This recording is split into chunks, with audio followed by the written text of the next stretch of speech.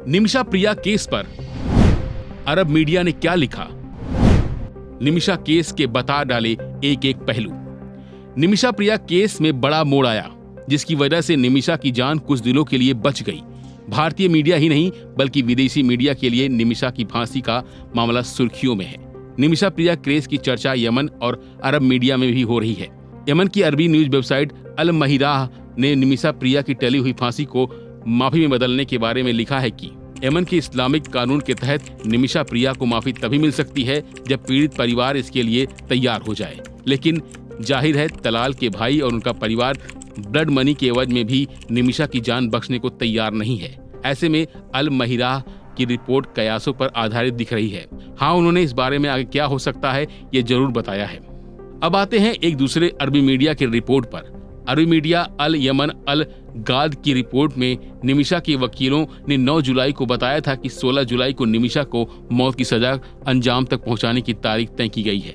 Yemen के शरिया कानून के मुताबिक निमिषा के परिवार वालों ने पीड़ित परिवार को $10 लाख ब्लड मनी के तौर पर ऑफर किया था, लेकिन इस पर फिलहाल कोई समझौता नहीं हो पाया है, ऐसा भारतीय मीडिया भी लिख रही है।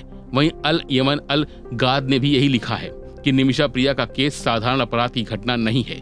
इसमें अब कानून, परंपरा, राजनीति और धर्म सभी शामिल हो गए हैं, जिसकी वजह से मौत की तारीख तय होने के बाद फांसी टल गई है। इससे निमिषा प्रिया के केस में उसको फायदा मिल सकता है।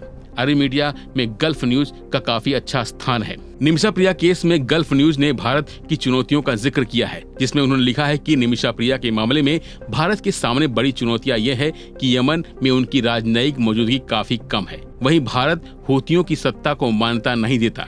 ऐसे में भारत के पास इस मामले में हस्तक्षेप करने के लिए लिमिटेड ऑप्शन है। हालांकि भारत कबायली और धार्मिक नेताओं के जरिए निमिषा की जान बचाने की कोशिश कर रहा है।